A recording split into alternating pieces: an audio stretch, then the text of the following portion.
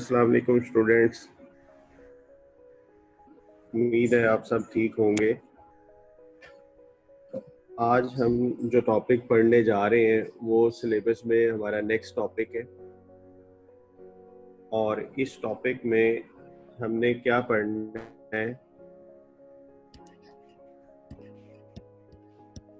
इस टॉपिक का नाम है accounting for materials.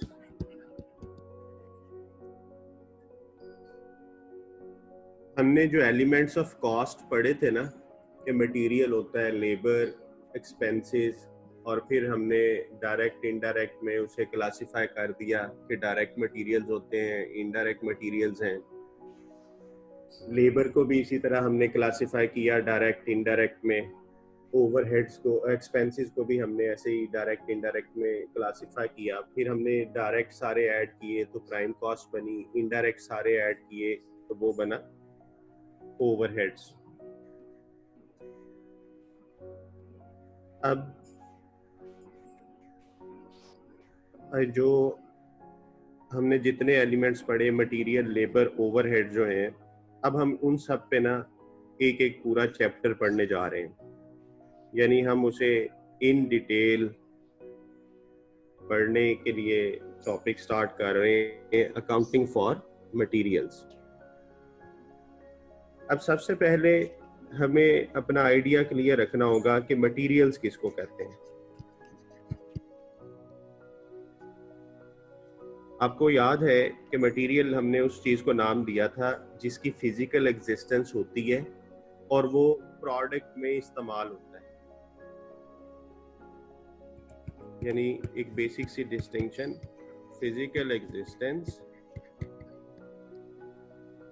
And used in manufacturing.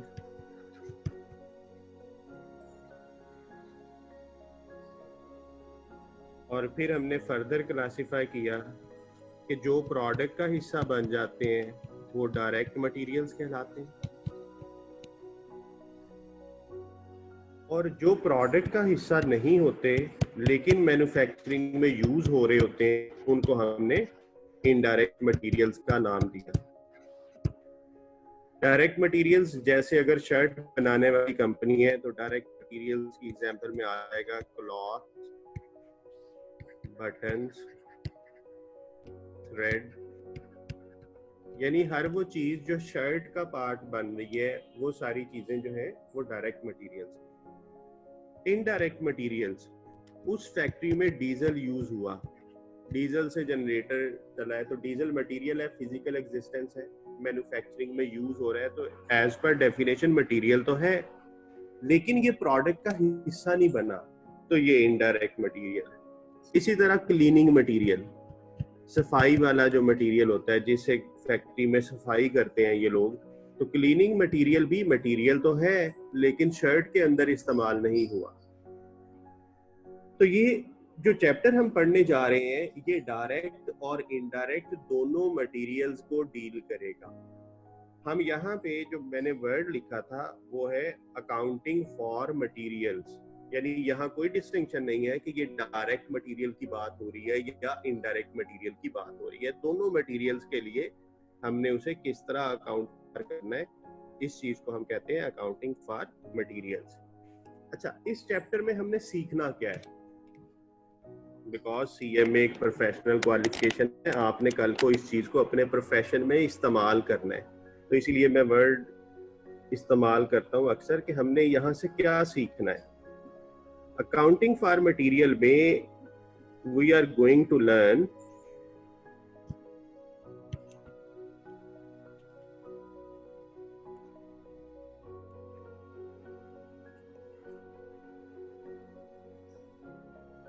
When to purchase material. सबसे पहली बात हम ये सीखेंगे कि हम मटेरियल को कब खरीदा करेंगे, व्हेन टू परचेज मटेरियल्स। यानी जाहिर है मुझे कपड़ा चाहिए तो मैं खरीद दूंगा, डीजल चाहिए तो खरीदूंगा, क्लीनिंग मटेरियल चाहिए तो खरीदूंगा। तो एक कॉमन सवाल जो अराइज होता है वो ये है कि व्हेन टू परचेज मटेरियल, मुझे कब खरीदना है। सेकंड, कैसे खरीदना है, हाउ टू परचेज मटेरियल्स। क्योंकि आपको पता है ऑर्गेनाइजेशन में हर चीज का एक प्रोसेस होता है कि अगर आपने मटेरियल खरीदना है तो आप किस तरीके से खरीदेंगे। सर्टन एसओपीज हैं, सर्टन प्रोसीजर्स हैं जिनको आपने फॉलो करना है। तो पहली बात कब खरीदना है, दूसरी बात कैसे खरीदना है, तीसरी बात जो है वो ये है कितना खरीदना है, कि जब मैं खरीदने जाऊंगा तो कैसे कितना खरीदूंगा, हाउ मच टू परचेज।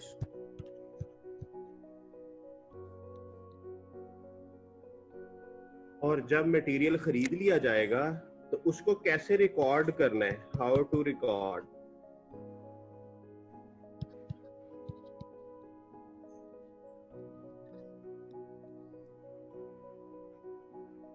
हमने उस मटेरियल को रिकॉर्ड कैसे करना है, इसकी डेबिट क्रेडिट एंट्रियां कैसे करनी है, एंट्रीज करनी है, हमने इसकी रिकॉर्डिंग देखनी है कि किस तरह अकाउंटेंट उसे रिकॉर्ड करेगा। और फिर मटेरियल क्यों खरीदा था, इसलिए खरीदा था कि मैन्युफैक्चरिंग में इस्तेमाल करेंगे। तो इसका मतलब है अब अगली चीज हमें ये पता होनी चाहिए, हाउ टू इशू और मटेरियल टू प्रोडक्शन, यानी मैन्युफैक्चरिंग। यानी ऐसा नहीं है कि खरीद लिया है तो अब उसको जिसका दिल चाहेगा वो इस्तेमाल कर लेगा, नहीं, उसके इस्तेमाल करने के भी सर्टेन प्रोसीजर्स हैं कि कौन इस्तेमाल कर सकता है, कैसे इस्तेमाल करना है, कौन सा डॉक्यूमेंट रिक्वायर्ड होगा, क्या एंट्री पास की जाएगी। तो वो हम सारी चीजें देखेंगे, how to issue materials to production. ये जो ओवरऑल हम सारी चीजें में पढ़ने जा रहे हैं, ये सारी चीजें ओवरऑल मटेरियल कंट्रोल कहलाता है, यानी हम अपने रॉ मटेरियल्स को कंट्रोल कर रहे हैं। फिर इसी तरह एक और बहुत इंपॉर्टेंट चीज है कि हमने अगर कभी अनसर्टेनिटी हो तो हमारा मैक्सिमम स्टॉक लेवल क्या होता है, हमें कितना मैक्सिमम स्टॉक लेवल रखना चाहिए। जैसे अभी कोरोना जब स्टार्ट हुआ तो लॉकडाउन की खबरें आई तो फिर हर बंदे ने ज्यादा से ज्यादा परचेजिंग करके रख ली कि कहीं ऐसा ना हो कि मार्केट्स बंद हो जाए और मेरे पास कुछ हो ही ना। तो आपने भी एक स्टॉक मेंटेन किया होगा जो कि नॉर्मल लेवल से अबव था, क्योंकि नॉर्मली आप ग्रोसरी एक वक्त में इतनी बाय नहीं करते थे जितनी आपने लॉकडाउन के डर से ज्यादा खरीद ली। That is the maximum stock level. तो अगर ऑर्गेनाइजेशन में भी कभी ऐसी सिचुएशन का सामना करना पड़ जाए तो हमें अपने स्टॉक लेवल को मैक्सिमम कितना रखना है, और इसी तरह कम से कम कितना होना चाहिए, तो उसे मिनिमम स्टॉक लेवल कहते हैं।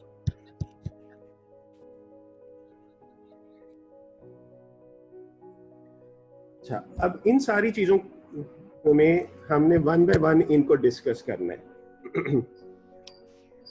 ये लिस्ट अगर कोई और चीज मुझे थोड़ी देर में याद आती है तो मैं इसमें मजीद चीजें ऐड कर लूंगा। अभी हम इतनों को करना स्टार्ट करते हैं। जी, मैं आपको पढ़ाने लगा हूँ कि रॉ मटेरियल से रिलेटेड जो मसले मसाइल हैं, हमने उसे as an accountant, cost accountant या कॉस्ट एंड मैनेजमेंट अकाउंटेंट किस तरीके से उससे अकाउंट फार करता है। सबसे पहली चीज कि मुझे रॉ मटेरियल कब खरीदना है, तो इस चीज का मैं आपको आंसर बताता हूं। ऑर्गेनाइजेशन रॉ मटेरियल तब खरीदती है जब स्टॉक एक सर्टेन लेवल पे आ जाए। When stock reaches to reorder level, यानी हमने कब खरीदना है, when stock reaches to reorder level. अब बेटा रीऑर्डर लेवल क्या होता है, बहुत सिंपल सा कॉन्सेप्ट है, मैं आपको बताता हूं अभी। कि पहली बात ये कि हमने कब खरीदना है, तो इसका एक सादा सा जवाब आ गया कि हम तब खरीदेंगे जब हमारा स्टॉक रीऑर्डर लेवल पर पहुंच जाएगा। When stock reaches to reorder level, अब हमें अंडरस्टैंड करना है what is this reorder level. तो अब हम रीऑर्डर लेवल को अंडरस्टैंड करते हैं। मैं इसकी टेक्निकल डेफिनेशन या इसकी बुकिश नॉलेज पे जाने से पहले आपसे एक सादा सा सवाल पूछता हूं। अब सारे लोग सेल फोन इस्तेमाल करते हैं और मोस्ट ऑफ द स्टूडेंट जो हैं वो सेल फोन जो है वो प्रीपेड वाला इस्तेमाल करते हैं, यानी पहले कार्ड लोड करेंगे फिर आप उसे यूज करेंगे, इसे प्रीपेड कहते हैं। अब प्रीपेड में आप बैलेंस कब लोड करवाते हो? तो आपने हमेशा एक सर्टेन लेवल रखा होगा कि जब आखिरी 10 रुपए रह जाएंगे तो मुझे लोड करवा लेना है, आखिरी 20 रुपए रह जाएंगे लोड करवा लेना है। और हो सकता है कि कोई स्टूडेंट ऐसा हो जब बिल्कुल आगे से मैसेज आता होगा कि कॉल की सहूलत देने के लिए लोड करवा ले, तो तब करवाते होंगे, या हो सकता है कोई लोन यूज करके भी करवाते होंगे। तो इट मींस हर बंदे ने अपनी नेचर और रिक्वायरमेंट के मुताबिक एक रीलोड का लेवल रखा हुआ है कि मुझे दोबारा कब लोड कर रहे हैं अपनी सिम कार्ड में। तो ये इसी तरह एक ऑर्गेनाइजेशन जो रॉ मटेरियल यूज करती है उसने भी हर चीज का एक लेवल रखा होता है, उसे कहते हैं रीऑर्डर लेवल, कि मुझे उतने यूनिट पे पहुंच के एक नया ऑर्डर प्लेस करना है। अब इसको मैं जरा देता हूँ। जो बॉयज हैं वो बाइक चलाते हैं, बाइक में एक रिजर्व का कॉन्सेप्ट होता है कि आपकी बाइक में पेट्रोल है, आप यूज कर रहे हैं, जब एक सर्टेन लेवल से कम आता है तो उसे रिजर्व कहा जाता है। फिर आप उस पेट्रोल यूजेज को शिफ्ट करते हैं रिजर्व पे, तो वो रिजर्व एक इंडिकेशन है कि अब आपकी बाइक में इतना पेट्रोल रह गया है, तो अब आपको नया पेट्रोल डलवाना है, आपको एक बताया जाता है। So this is a reorder level. इसी तरह गाड़ियों में वो जब पेट्रोल एक सर्टेन लेवल से कम होता है तो रेड लाइट जल जाती है।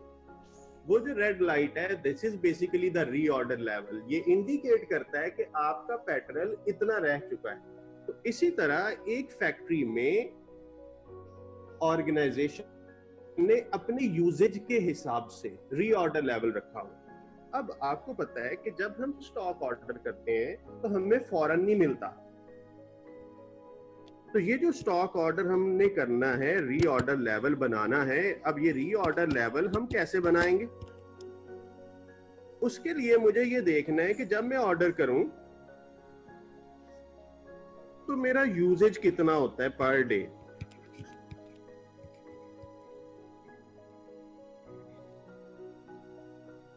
और लीड टाइम कितना है।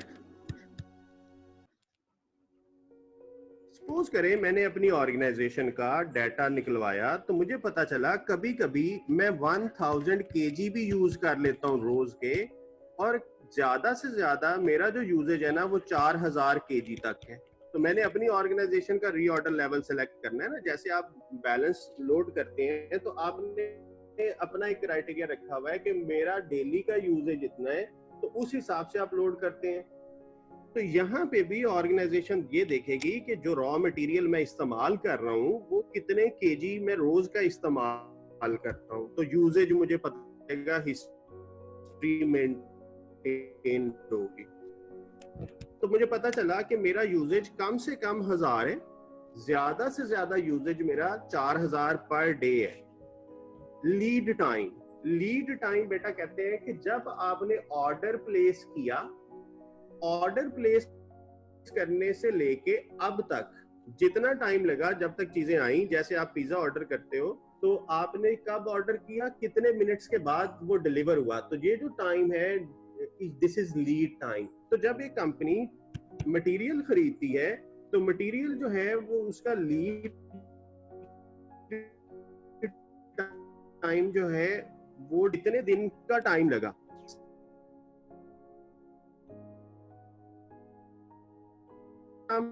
टाइम हमें 4 दिन का लगता है और ज्यादा से ज्यादा टाइम 9 दिन का लगता है कि हमने जब ऑर्डर प्लेस किया उससे फिजिकल आने तक जो टाइम लगा उसे हम कहेंगे लीड टाइम। तो minimum lead time is 4 days, maximum lead time is 9 days। तो ये जो लोअर लिमिट है इसे मैंने नाम दिया मिनिमम। और ये जो अपर लिमिट है इसे मैंने नाम दिया मैक्सिमम। ये मेरा यूजेज था। इसी तरह लीड टाइम में ये मिनिमम लीड टाइम है और ये मैक्सिमम लीड टाइम है। रीऑर्डर लेवल की हम बात कर रहे थे कि रीऑर्डर लेवल वो लेवल है जितना स्टॉक हमने मेंटेन करना है। जब हमारा स्टॉक उतना रह जाएगा तो हम नया ऑर्डर प्लेस करेंगे।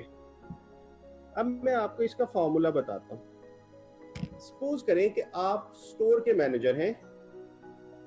आपको इतना पता होना चाहिए कि मुझे कितना रीऑर्डर लेवल रखना है। आपको पता है कि पाकिस्तान में और इवन पूरी दुनिया में अनसर्टेनिटीज एग्जिस्ट करती हैं कि जरूरी नहीं है कि जब आप ऑर्डर प्लेस करें वो एग्जैक्ट 4 डेज में ही आए। वो 5 डेज का टाइम भी हो सकता है, 6 का भी हो सकता है, 7 का भी, 9 का भी, और हो सकता है 9 से भी एक्सीड कर जाए। जैसे अभी लॉकडाउन की वजह से फ्लाइट्स नहीं है तो जिन्होंने ऑर्डर प्लेस किए हुए थे उनको स्टैंडर्ड टाइम अगर 1 मंथ था तो अब वो 2 मंथ से भी ज्यादा का टाइम हो चुका है लेकिन सामान नहीं आया। तो इट मींस कि हमें एट अवर एंड इतना स्टॉक रखना है कि हम स्टॉक आउट ना हो। स्टॉक आउट किसको कहते हैं? स्टॉक का खत्म हो जाना। तो रीऑर्डर लेवल जब बनाया जाता है तो जो फॉर्मूला, जो लॉजिक हम इस्तेमाल करेंगे वो फॉर्मूला ये है जी। Reorder level is equal to maximum usage multiplied by maximum lead time. यानी मैंने ऐसा सोचा कि अगर मेरा ऑर्डर ज्यादा से ज्यादा दिन भी लेगा ना तो 9 दिन लेगा। मेरी हिस्ट्री में 9 से ज्यादा टाइम नहीं लगा कभी। और अगर मैं हर रोज मैक्सिमम यूजेज करूं तो मेरा 4000 यूजेज है। तो इट मींस मुझे 36,000 केजीज रीऑर्डर लेवल रखना है। अब इसका मतलब क्या है कि जब स्टॉक मेरे पास 36,000 केजी बच जाएगा तो मैंने नए ऑर्डर का क्या देना है कि भाई मेरा सामान खरीद लें। जैसे ये सेम ऐसा ही है कि आपने कहा कि जब बैलेंस 10 रुपए रह गया तो मैंने नया लोड करवाना है। तो इसी तरह जो स्टॉक मैनेजर है उसने एक रीऑर्डर लेवल सिलेक्ट कर लिया, सिस्टम में फीड कर दिया कि जब इतने केजी रह जाएगा तो मुझे नोटिफिकेशन जनरेट कर देना कि भाई मटेरियल अब रीऑर्डर लेवल पे आ गया है। अब आपसे सवाल क्या आ सकता है? नंबर 1, रीऑर्डर लेवल की कैलकुलेशन। अब रीऑर्डर लेवल की जो कैलकुलेशन है वो किस तरीके से होगी उसका फॉर्मूला याद रखना है। Maximum usage multiplied by maximum lead time. ख्याल ये रखना है कि एग्जामिनर ट्रिक इस्तेमाल करता है। यूजेज दे देता है वीकली और लीड टाइम दे देता है डेज में। तो हमें दोनों चीजें लाइक विद लाइक लेनी है। अगर यूजेज पर डे है तो लीड टाइम भी डेज में होना चाहिए। अगर यूजेज वीकली है तो लीड टाइम भी वीक में होना चाहिए। आपको मैंने कहा था ना, लाइक विद लाइक ने हमारी जान नहीं छोड़नी। कॉस्ट एंड मैनेजमेंट अकाउंटिंग में हमेशा हमने लाइक विद लाइक कंपैरिजन करना है। तो अगर यूजेज पर डे है तो मुझे लीड टाइम भी डेज में चाहिए। यूजेज मंथ्स में है तो मुझे लीड टाइम भी मंथ्स में चाहिए। तो अगर एक चीज मंथ में है, एक डेज में है, तो हम या तो दोनों को मंथ में कन्वर्ट कर लें और या दोनों को डेज में कन्वर्ट कर लें। और हमें पता है कि किस तरीके से कन्वर्जन होती है मंथ से डेज में। वो कोई क्वेश्चन आएगा एमसीक्यूज में, ऐसा डाटा आ जाएगा। जब हम प्रैक्टिस करेंगे या कोई इलस्ट्रेशन करेंगे तो उसके अंदर वो आ जाएगा, तो मैं आपको तब कन्वर्ट कर दूंगा। अभी आपने याद क्या रखना है? What is the formula to calculate reorder level? Maximum usage multiplied by maximum lead time. ये फार्मूला हो गया और इस इलस्ट्रेशन तो आ गया। तो अब इसकी इंटरप्रिटेशन क्या बनी? जो हमारा क्वेश्चन था जहां से हमने इसको स्टार्ट किया वो ये था, कंपनी कब खरीदेगी, व्हेन टू परचेज। तो आंसर हुआ when stock reaches to reorder level, यानी जब स्टॉक रीऑर्डर लेवल पर पहुंच जाएगा।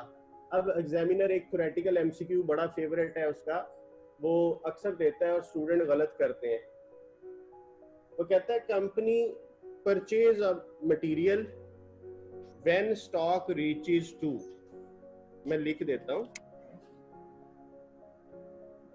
अ company purchase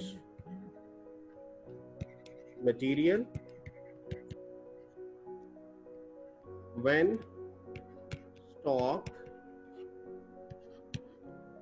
reaches A option to reorder level, B option when stock reaches below reorder level। चलें ये दो ऑप्शन ही बनाते हैं जी। आंसर क्या होगा? अ company purchase material when stock reaches, A option कहती है टू रीऑर्डर लेवल, बी कहता है बिलो रीऑर्डर लेवल। टू का मतलब है कि जब स्टॉक रीऑर्डर लेवल के बराबर हो जाएगा, और बिलो का मतलब है उससे नीचे चला जाएगा। तो मेरा ख्याल है कमेंट्स में नंबर ऑफ मैसेजेस बड़े हैं, देखता हूं कि आपने, में उम्मीद है कि आंसर दिया होगा इसका। जी शाबाश, ए आंसर है जी इसका। क्यों? क्योंकि हमने अभी पढ़ा कि हम तब खरीदते हैं जब हमारा स्टॉक रीऑर्डर लेवल जितना हो जाता है। 36,000 हुआ, हमने ऑर्डर का कह देना है कि भाई खरीद लो, इंतजार नहीं करेंगे, अच्छा चलो यार अभी 36 है, जरा थोड़ा सा कम हो लेने दो, बिलो रीऑर्डर लेवल पे नहीं जाएंगे। तो ये आपने याद रखना है, तो इस ट्रिक में फंसना नहीं है। ये एक बहुत आसान एमसीक्यू है कि हमने कब खरीदना है, when stock reaches to reorder level. चलें जी, अब उसी अपने क्वेश्चंस पे वापस जाते हैं जहां से हमने इसे आज का लेक्चर स्टार्ट किया था। तो ये तो पता चल गया कि कब खरीदना है, अब कैसे खरीदना है। ये जो कैसे खरीदना है ना, इसको कहते हैं परचेज साइकिल। परचेज साइकिल ये वैसे तो 2-3 पेजेस की कहानी है। अगर मैं बुक रीडिंग करूंगा तो आपको ये याद करना पड़ेगा, ये रट्टा लगाना पड़ेगा। तो मैं कोशिश करता हूं कि मैं आपको एक इसकी छोटी सी स्टोरी से ये समझाता हूं कि परचेज साइकिल जो है कैसे खरीदना है। तो इसका जवाब हुआ कि we follow the purchase cycle. अब परचेज साइकिल क्या चीज है, हम उसको पढ़ने जा रहे हैं।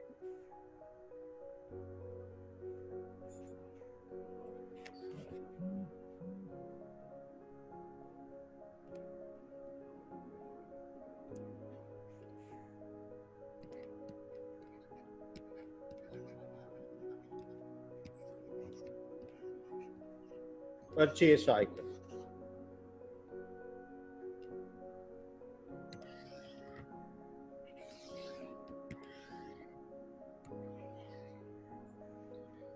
ये मैंने आपके सामने एक फैक्ट्री का बाउंड्री बना दी कि समझे ये एक फैक्ट्री है और ये फैक्ट्री शर्ट्स बनाती है। इसमें मुख्तलिफ डिपार्टमेंट्स होंगे, कटिंग डिपार्टमेंट, ये कटिंग डिपार्टमेंट है। कटिंग डिपार्टमेंट अपना किया हुआ काम ट्रांसफर कर देता है स्टिचिंग डिपार्टमेंट को। तो ये स्टिचिंग यूनिट आ गया, स्टिचिंग डिपार्टमेंट आ गया। स्टिचिंग वाला स्टिच करके ट्रांसफर कर देता है पैकेजिंग को,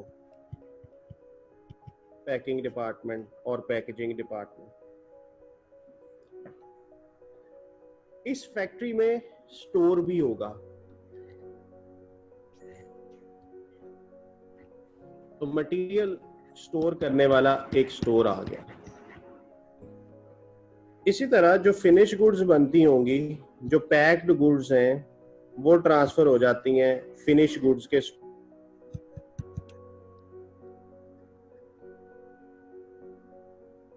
इस ऑर्गेनाइजेशन में अकाउंट्स डिपार्टमेंट भी होगा,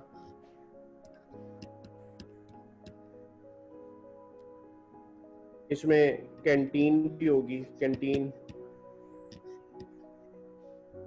इसमें मेंटेनेंस भी होगा जो मेंटेन करेगा, एडमिन डिपार्टमेंट भी होगा। हमने पिछले चैप्टर में ये पढ़ा कि जहां पे प्रोडक्शन हो रही होती है उन्हें कहते हैं प्रोडक्शन डिपार्टमेंट्स। तो इट मींस ये वाले जो डिपार्टमेंट्स हैं ये सारे के सारे कौन से डिपार्टमेंट्स हैं? Production departments. और जो सपोर्टिंग रोल प्ले कर रहे होते हैं वो सर्विस डिपार्टमेंट कहलाते हैं। तो ये सर्विस डिपार्टमेंट है। ये सारे accounts, canteen, maintenance, admin, even store भी, जो दोनों स्टोर हैं, स्टोर भी सर्विस डिपार्टमेंट होते हैं। और जहां पे प्रोडक्शन हो रही होती है वहां पे उसको प्रोडक्शन डिपार्टमेंट कहते हैं। तो कटिंग डिपार्टमेंट भी प्रोडक्शन है, स्टिचिंग भी, पैकेजिंग भी, और बाकी सारे के सारे जो हैं वो सर्विस डिपार्टमेंट्स हैं जिनके साथ मैंने टिक किया। अच्छा, इस डायग्राम को ना हमने अगले 2-3 टॉपिक्स में इस्तेमाल करना है, इस कॉन्सेप्ट को, इस आइडिया को। तो अभी तक हमने ये सीखा कि एक ऑर्गेनाइजेशन में प्रोडक्शन डिपार्टमेंट भी होता है, सर्विस डिपार्टमेंट भी होता है। प्रोडक्शन वो होता है जहां पे प्रोडक्शन इन्वॉल्व है, जैसे एक शर्ट बन रही है तो कटिंग, स्टिचिंग, पैकेजिंग, तो ये प्रोडक्शन एक्टिविटीज हैं। प्रोडक्शन के अलावा बाकी की जो एक्टिविटीज हैं जो सपोर्ट कर रही हैं, like accounts, canteen, maintenance, admin, store. अच्छा, स्टोर मैंने दो बना दिए, एक रॉ मटेरियल का स्टोर है जिसमें मटेरियल स्टोर होता है, और एक मैंने फिनिश गुड्स का स्टोर बना दिया जिसमें शर्ट बनने के बाद स्टोर होती है। तो दो तरह के स्टोर हैं इस फैक्ट्री के। अच्छा, कटिंग वाले को कपड़ा चाहिए, कटिंग वाले को क्लॉथ चाहिए। ये जो क्लॉथ है ये कहाँ पड़ा हुआ है? ये क्लॉथ आपको मिलेगा स्टोर से। कौन से स्टोर से? मटेरियल वाले स्टोर से।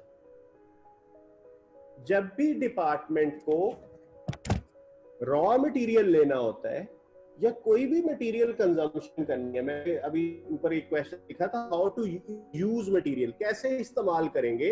तो ऑर्गेनाइजेशन में एक डॉक्यूमेंट होता है जो आपको इजाजत देता है कि आप मटेरियल ले लें। तो कटिंग को जब भी कपड़ा चाहिए होगा ये एक रिटर्न रिक्वेस्ट भेजेगा स्टोर को।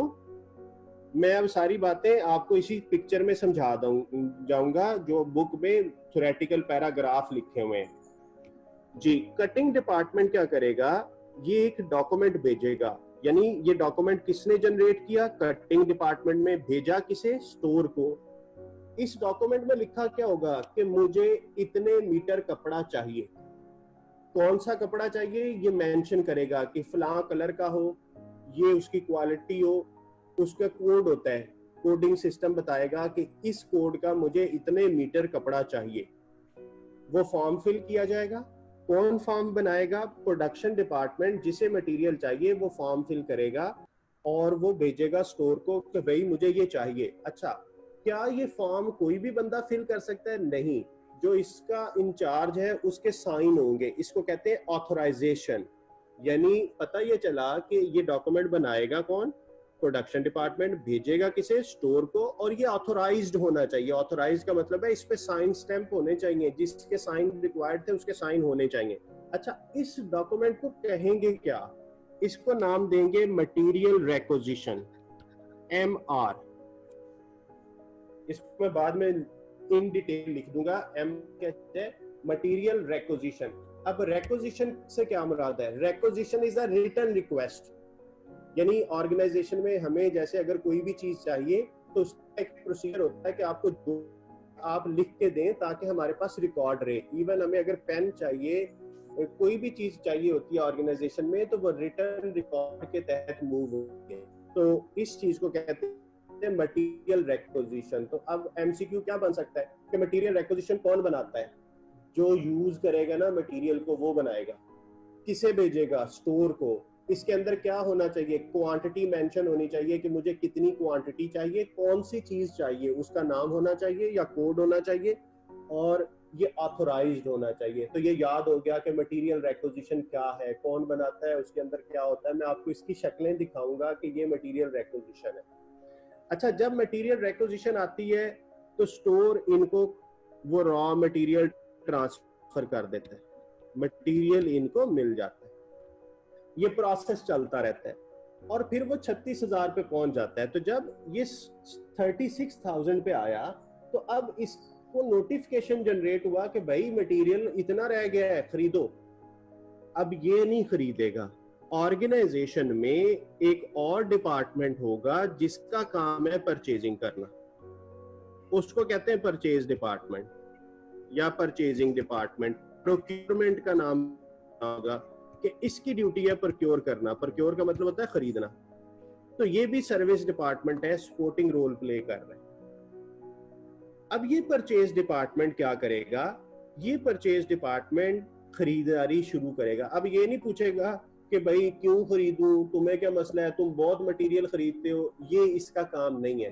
जब इसको एक रिटर्न रिक्वेस्ट आई, इस रिटर्न रिक्वेस्ट को कहते हैं पीआर, परचेज रेक्विजिशन, यानी requisition return request, PR, P for purchase, MR material. तो पीआर कौन बनाएगा? परचेज रेक्विजिशन कौन बनाएगा? स्टोर डिपार्टमेंट बनाएगा। कब बनाएगा? When stock reaches to reorder level. और किसे भेजेगा? परचेज डिपार्टमेंट को। और ये भी ऑथोराइज्ड होनी चाहिए। हर डॉक्यूमेंट जो बनेगा दैट मस्ट बी ऑथोराइज्ड। और आपको ऑथोराइज का मतलब बता दिया कि ये इसके साइन होने चाहिए, इस पे स्टैंप होनी चाहिए, जो ऑर्गेनाइजेशन का प्रोसीजर है चाहिए, तो मस्ट बी ऑथोराइज्ड। अब जैसे आजकल पेपरलेस इन्वायरमेंट की तरफ मूव कर रहे हैं, तो यही सारी चीजें ईमेल पे भी हो सकती हैं, सॉफ्ट में भी हो सकती हैं। उसका एक फॉर्मेट होगा, उसे आप फिल करेंगे, डिजिटल सिग्नेचर या ईमेल से आप उन्हें ईमेल करें तो वो भी पर्पस पूरा कर रहा होगा। तो जरूरी नहीं है कि ये पीस ऑफ पेपर ही हो, ये सॉफ्ट फॉर्म में भी हो सकता है। तो परचेज रेक्विजिशन भी हमें पता चल गई। जब परचेज रेक्विजिशन हमने भेज दी, अब रिस्पॉन्सिबिलिटी है खरीदने वाले डिपार्टमेंट की। अब वो खरीदेगा। कितना खरीदेगा ये भी बताया होगा, स्टोर ने बताया। जैसे मैंने आपको बताया था कि आपने अगर पेट्रोल डलवाना है तो आपको पता है कि मुझे कितना डलवाना है, बैलेंस लोड करना है तो आपको पता है कितना कराना है। तो इसी तरह स्टोर को पता है कि कितना खरीदना है। अभी हम उस कितना खरीदने को डिस्कस नहीं कर रहे, अभी हम सिंपल ये समझ रहे हैं कि हमने इतना खरीदना है। जो भी क्वांटिटी है वो मेंशन कर देगा। अब जब हम इसके पास पहुंचा तो अब इसका काम शुरू हो गया। ये हो सकता है कि एक बहुत बड़ी कंपनी हो, ये हमेशा अखबार में इश्तिहार देती हो कि मुझे मटेरियल चाहिए।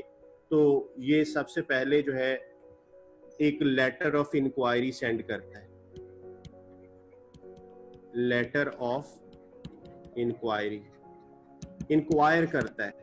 ये न्यूज़पेपर भी हो सकता है कि अखबार में इश्तिहार दे दे कि मेरी ये कंपनी है, मुझे इतना मटेरियल चाहिए, इस क्वालिटी का, कौन कौन मुझे प्रोवाइड कर सकता है। या है कि मैं हमेशा इन 8 लोगों से खरीदता हूँ, तो मैं उनको एक लेटर भेजूंगा कि मुझे मटेरियल चाहिए, क्या आप लोग इंटरेस्टेड हैं मुझे मटेरियल देने में? तो अगर यस, तो आप मुझे अपनी कोटेशन भेजें।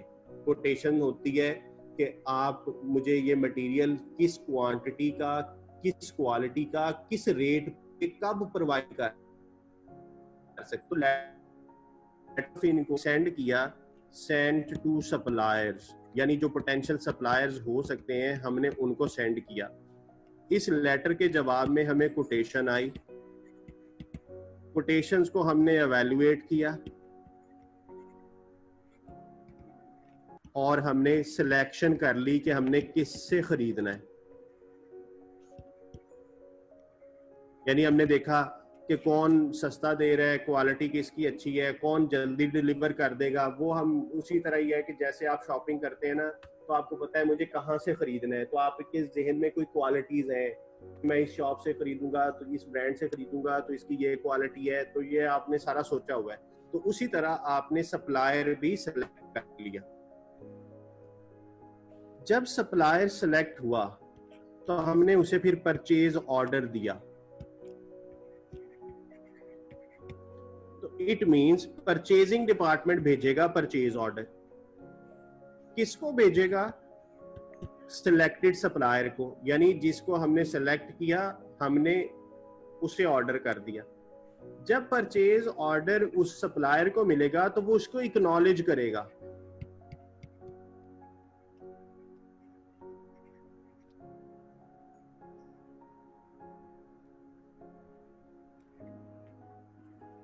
वो इसे एक्नॉलेज करेगा, एक्नॉलेजमेंट भेजेगा। कि ठीक है जी मुझे मिल गया, जैसे वो आप व्हाट्सएप करते हैं तो वो सिंगल टिक होता है तो मतलब है मेरे तरफ से डिलीवर हो गया है, डबल टिक हो जाता है तो अगले बंदे को भी मिल गया है, उसने पढ़ लिया है। दिस इज एक्नॉलेजमेंट, ये डिजिटल एक्नॉलेजमेंट है।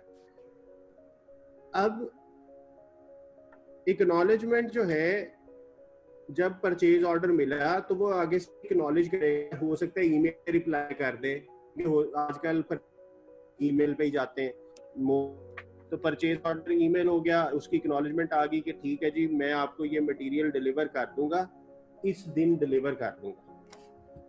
और एक्नॉलेजमेंट के बाद हम मटेरियल के इंतजार में होंगे और फिर एक दिन आएगा कि रॉ मटेरियल जो है वो हमें रिसीव हो जाएगा।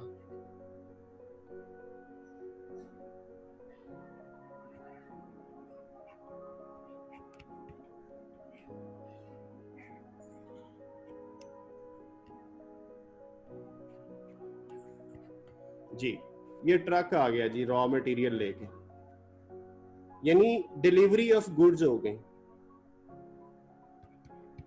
जो उसने टाइम दिया था उस दिन वो रॉ मटेरियल हमारे पास आ गया। ये जो खान साहब सामान लेके आए हैं, ये जब गेट पे पहुंचे तो उन्होंने बताया कि जी मैं फलां कंपनी की तरफ से आया हूं, इनके पास 2 डॉक्यूमेंट्स हैं, उसको कहते हैं डिलीवरी नोट।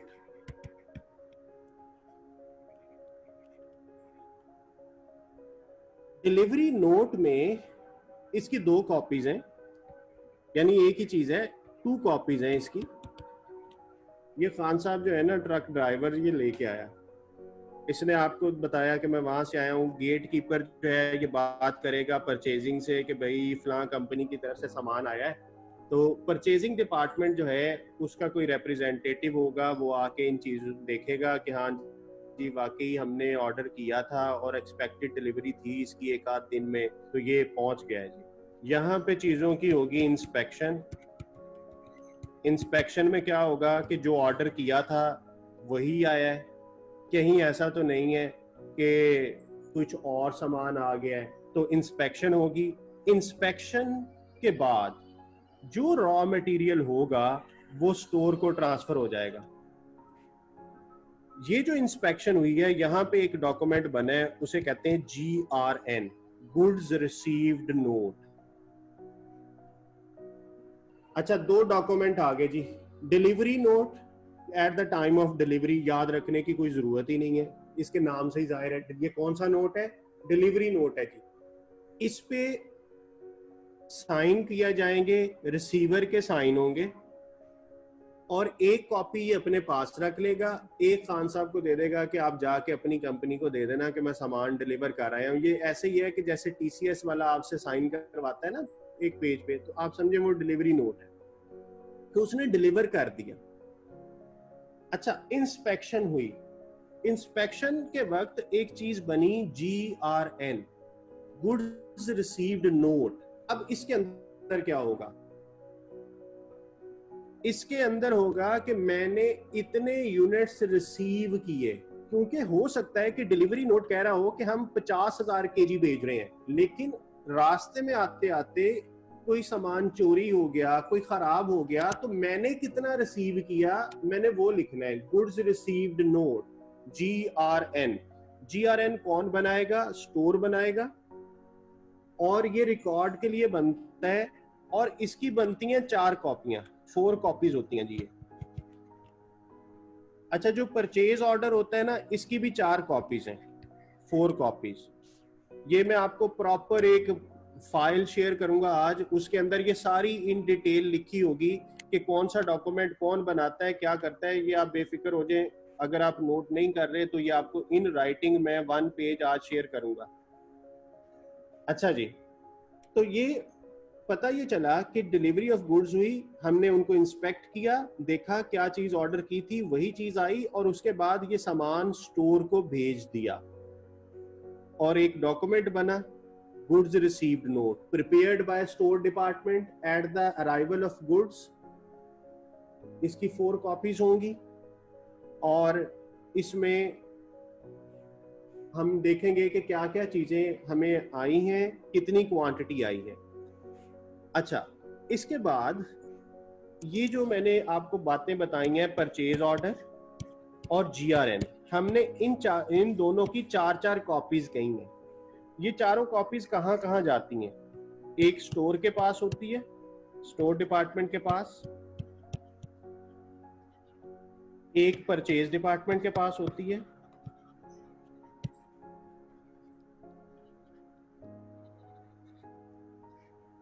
एक अकाउंट्स के पास होती है क्योंकि अकाउंटेंट ने पेमेंट करनी है, और एक सप्लायर के पास होती है। यानी परचेज ऑर्डर को पहले डिस्कस करते हैं। परचेज ऑर्डर जब बनेगा तो स्टोर ने बनाया था ना, हमने ऊपर बात की कि परचेज ऑर्डर कौन परचेज ऑर्डर बनाता है परचेजिंग डिपार्टमेंट। तो परचेजिंग डिपार्टमेंट ने बनाया, उसने एक कॉपी अपने पास रखी रिकॉर्ड के लिए, ये वाली कॉपी उसने अपने पास रख ली, उसने एक कॉपी स्टोर को भेज दी, उसने एक कॉपी अकाउंट्स को भी भेजी। क्यों? ताकि अकाउंटेंट को पता चल जाए कि मैं कुछ खरीदने जा रही है मेरी कंपनी, मुझे उसकी पेमेंट भी करनी है, इन टर्म्स एंड कंडीशंस पे पेमेंट होनी है 2 माह के बाद, 3 माह के बाद। तो अकाउंटेंट ने फंड जनरेट करना है, फंड अरेंज करना है। और सप्लायर को इसलिए कि भाई उसने ऑर्डर भेजना है, परचेज ऑर्डर। इसी तरह जब चीजें आती हैं तो गुड्स रिसीव्ड नोट बनाता स्टोर वाला है, एक कॉपी वो अपने पास रख लेता है, एक वो परचेज डिपार्टमेंट को भेजता है। क्यों भेजता है? सपोज करें परचेज डिपार्टमेंट ने ऑर्डर किया था 50,000 केजी का, लेकिन जब चीजें आई तो 40,000 आई, तो 10,000 की शॉर्टेज है। तो जब इसे जीआरएन मिलेगा तो ये मैच करेगा कि मैंने ऑर्डर कितना दिया था, मुझे चीजें कितनी आई हैं। अगर कम आई हैं तो ये दोबारा नया ऑर्डर करेगा, ये सप्लायर से बात करेगा कि भाईजान आपने 10,000 केजी कम भेजा है, क्यों भेजा है? तो वो बताएगा मेरे पास नहीं है, या मैं इतने दिन तक भेज दूंगा। तो इसलिए ये रिकॉर्ड इसके पास भी गया। और फिर अकाउंटेंट के पास ये इसलिए गया कि कल को जब इनवॉइस आएगी तो इसने पे करना है, पे करने के लिए ये किसी डॉक्यूमेंट से मैच करेगा ना कि भाई इसका परचेज ऑर्डर था, इसका गुड्स रिसीव्ड नोट था। कहीं ऐसा ना हो कि कोई वैसे ही मुझे इनवॉइस भेज के पेमेंट ले ले, तो इसने वेरीफाई करना है। और सप्लायर को इसलिए भेजा जाता है कि सप्लायर को भी पता चल जाए कि उसने जो 50,000 केजी भेजे थे वो हमने नहीं लिए, हमने 40,000 लिए हैं। तो बाकी फिर खान साहब से बात कर ले कि खान साहब वो 10,000 किधर गया है। ठीक है, तो इट मींस कि purchase order, goods receive note, इनकी 4-4 कॉपीज होनी चाहिए। और वो किन के पास जाती है? तो ये भी एमसीक्यू आ सकता है कि परचेज ऑर्डर कौन बनाता है, कॉपी कहाँ कहाँ जाती है। तो ये चारों लोगों के पास होती है। गुड्स रिसीव्ड नोट कौन बनाता है और कॉपी किस किस के पास होती है, तो इसलिए इसकी 4 कॉपीज बनाई जाती हैं। अच्छा, अब हम बात कर रहे थे कि जब जीआरएन सप्लायर को पहुंचा तो सप्लायर उसके बदले में इनवॉइस भेजेगा कि भाई ये ले, आपने जो खरीदा था उसकी पेमेंट है, इनवॉइस आ जाएगी। और फिर जब उसकी ड्यू डेट आएगी तो हमने उसको पे करना है, पेमेंट। और ये जो सारा प्रोसेस है, जब भी हमने खरीदारी करनी है हमने इसी प्रोसेस को फॉलो करना है। इसीलिए इसको कहते हैं साइकिल। साइकिल क्या होता है? इसी तरह सर्कल, कि एक जगह से स्टार्ट हुआ, अगला स्टेप ये है, अगला स्टेप ये है, अगला स्टेप ये है, और इसी तरह ये रिपीट हो रहा है। इसीलिए इसका नाम साइकिल है। यानी जब भी हमने खरीदना है, पहला स्टेप होगा परचेज रेक्विजिशन आएगी। परचेज रेक्विजिशन के बदले में लेटर ऑफ इंक्वायरी जाएगा। लेटर ऑफ इंक्वायरी के रिप्लाई में कोटेशन आएगी। कोटेशन को एवेल्युएट करेंगे, सप्लायर सेलेक्ट होगा। सप्लायर सेलेक्ट होगा तो परचेज ऑर्डर प्लेस करेंगे। परचेज ऑर्डर के बाद एक्नॉलेजमेंट होगी। एक्नॉलेजमेंट के बाद डिलीवरी ऑफ गुड्स होंगी। जब डिलीवरी ऑफ गुड्स होंगी तो इंस्पेक्शन होनी है। इंस्पेक्शन के वक्त जीआरएन बनेगा। जीआरएन के बाद इनवॉइस आएगी। इनवॉइस के बाद पेमेंट होगी। तो आपने स्टेप बाय स्टेप प्रोसेस भी याद रखना है। एक अक्सर एमसीक्यू ऐसा भी आता रहा है कि वो इन सारे पॉइंट्स को लिख देता है और कहता है बताओ इनका करेक्ट सीक्वेंस कौन सा है, सबसे पहले कौन सी चीज आएगी, दूसरे नंबर पे कौन सी आएगी, तीसरे नंबर पे कौन सी आएगी।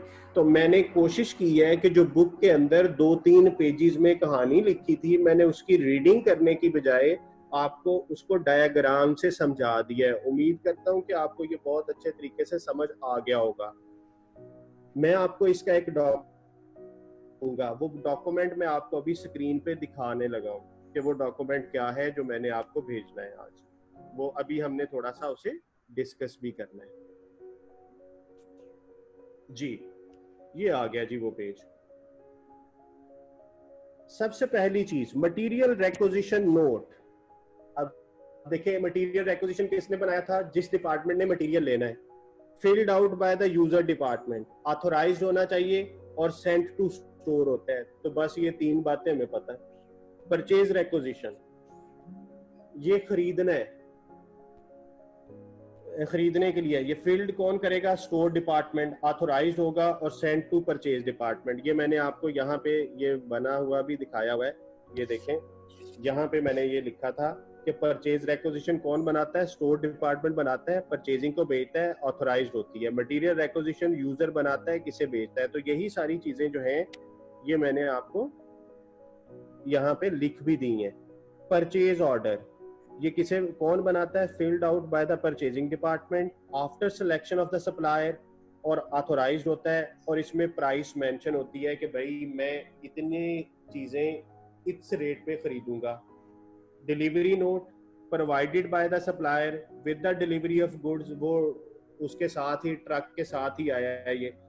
Received together with goods by the store department compared with the actual and delivery. और फिर गुड्स रिसीव्ड नोट की बात की थी। गुड्स रिसीव्ड नोट ये है जी, a document prepared by the store for their own use, goods checked and counted, written up and signed, यानी चेक किया, गिनी, साइन किए। Match with the delivery note, delivery note के साथ मैच किया। And purchase order sent to accounts to await for purchase invoice.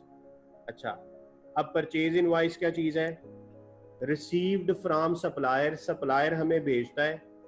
Checked to purchase order, जो मैंने बता दिया था कि परचेज ऑर्डर डिलीवरी नोट और जीआरएन से मैच करेगा अकाउंटेंट के, वाकई मैंने इतने की चीजें खरीदी हैं। ऑथोराइजेशन होती है, फाइनेंस मैनेजर से अप्रूवल लेंगे और फिर पेमेंट कर देंगे। ठीक हो गया।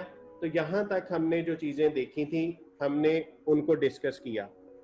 अच्छा, अब एक और चीज देखें। सपोज करें मैंने पिछले पेज में आपको कहा कि कटिंग डिपार्टमेंट को कपड़ा चाहिए, तो कटिंग ने स्टोर से कपड़ा लिया, पहले इसे दी मटेरियल रिक्विजिशन, उस मटेरियल रिक्विजिशन के बदले में क्लॉथ आ गया।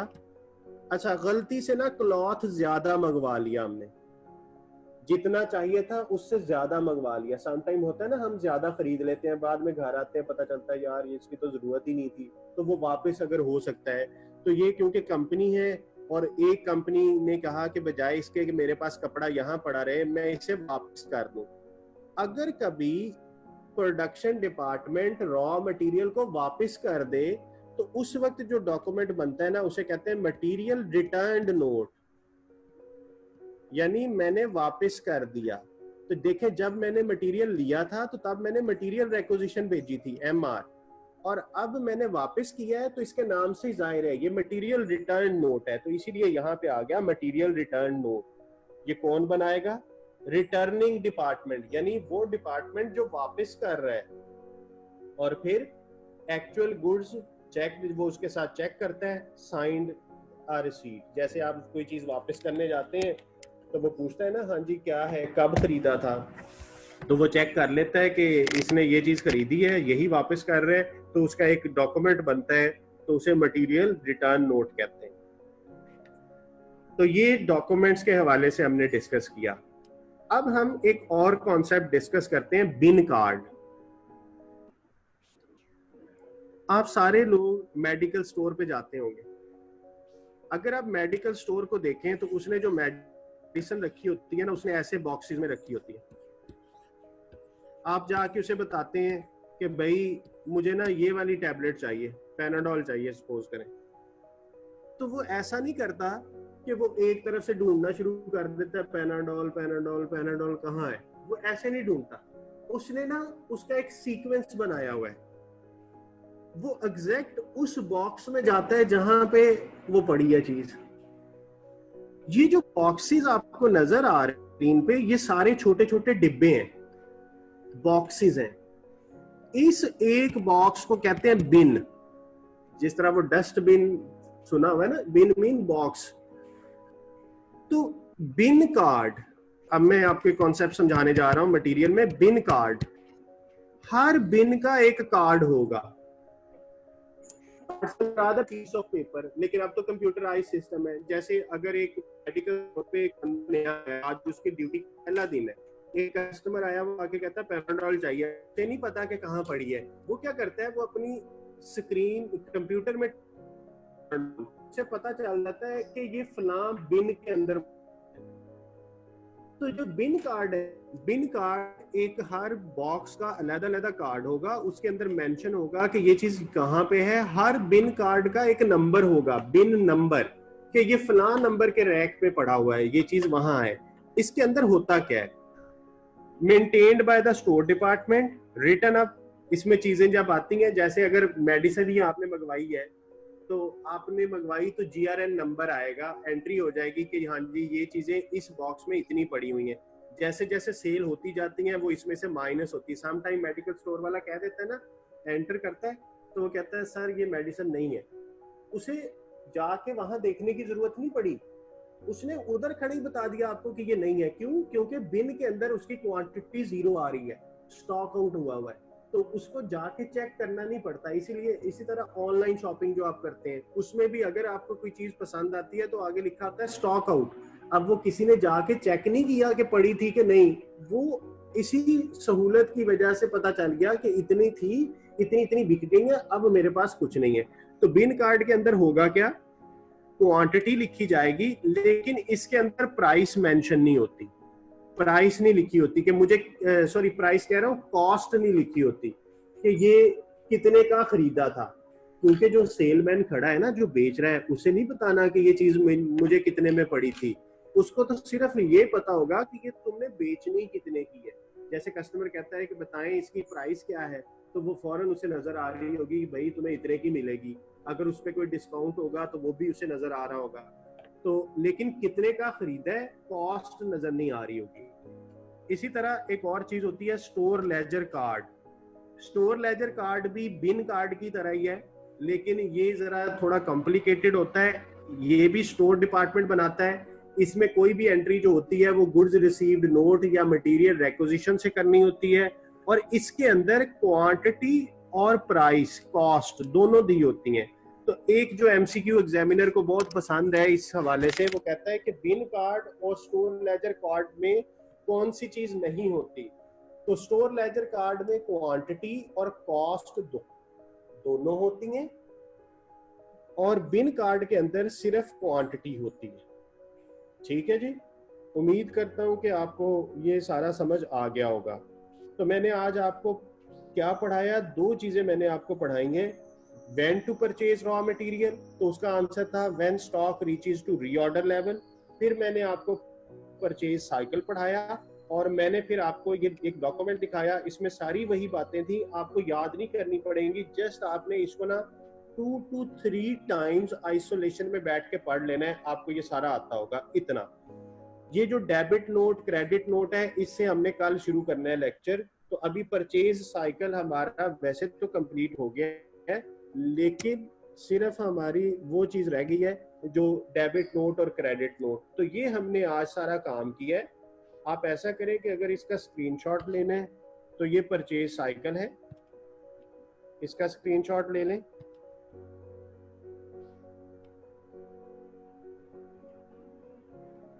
परचेज साइकिल, देन इससे पहले हमने ये कुछ बेसिक क्वेश्चंस पढ़े थे कि हमने इस टॉपिक में क्या सीखना है। तो इस पोर्शन को भी आप स्क्रीनशॉट अगर लेना चाहें तो आप स्क्रीनशॉट ले लें। अकाउंटिंग फॉर मटेरियल हमने स्टार्ट किया था, और हमने इसमें ये चीज़ें पढ़नी है। रीऑर्डर लेवल की हमने कैलकुलेशन स्टार्ट की।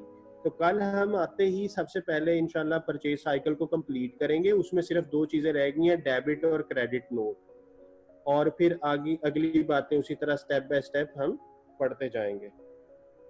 मैं एक नज़र क्वेश्चंस देख लूँ।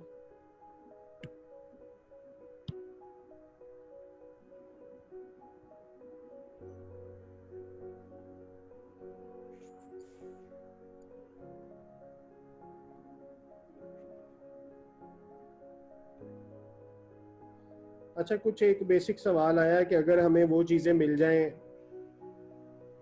जो हमने ऑर्डर किया उस क्वालिटी की नहीं थी, तो बेटा ये कॉमन सेंस इस्तेमाल आप करें कि ये ऐसे ही है, आप कुछ खरीदने गए, आपको पसंद नहीं आया तो आपने वापस कर दिया, तो वो उसी तरह कॉमन सेंस के तहत उसका होगा, उसका कोई अकाउंटिंग में ऐसा स्पेसिफिक रूल नहीं है। आपकी ये ऑलरेडी सप्लायर से डीलिंग हुई होती है कि तुमने मुझे भेजना ही वो है जो मुझे चाहिए, अगर तुम गलत भेजोगे तो मैं वो एक्सेप्ट नहीं करूंगा।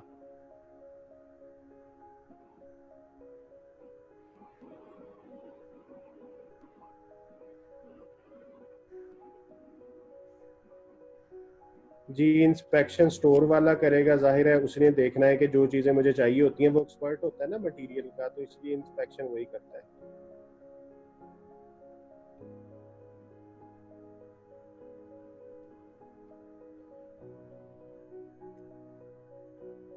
सर टाइम हो गया। जी जी, मुझे पता है। जी, कुछ स्टूडेंट्स कह रहे हैं कि मेरा कोई फ्रेंड नहीं है तो मुझे किसी ग्रुप में ऐड कर दें, तो बेटा मैंने जो नोट्स शेयर करता हूँ ना उसके अंदर मोस्टली मेरा ईमेल एड्रेस होता है, आपको कोई भी इशू हो मुझे ईमेल कर दें, मैं दोबारा लिख देता हूँ,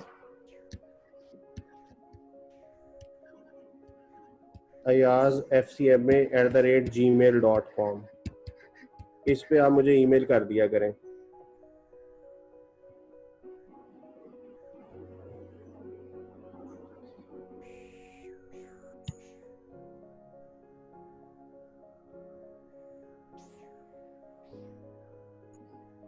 जी ठीक है जी, इसको पढ़िएगा।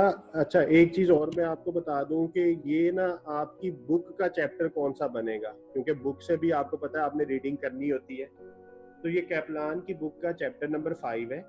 इसको हम स्क्रीन पे भी गो थ्रू करेंगे। मैंने चैप्टर नंबर 5 से आज आपको स्टार्ट करवाया है, अकाउंटिंग फॉर मटेरियल्स। तो ये चैप्टर को भी मैं आपको स्क्रीन पे इंशाल्लाह कल या किसी दिन हम इसको स्क्रीन से एक दफ़ा गो थ्रू करेंगे, ये चीज़ें हैं। तो ये चैप्टर नंबर 5 है, जो लोग बुक पढ़ना चाहेंगे आज वो चैप्टर नंबर 5 को देखें। हमने सिर्फ अभी रीऑर्डर लेवल किया है और परचेज साइकिल किया है, सिर्फ इतना पढ़िएगा। ओके जी, अपना ख्याल रखिएगा। आज के लिए इतना ही। अल्लाह हाफिज़।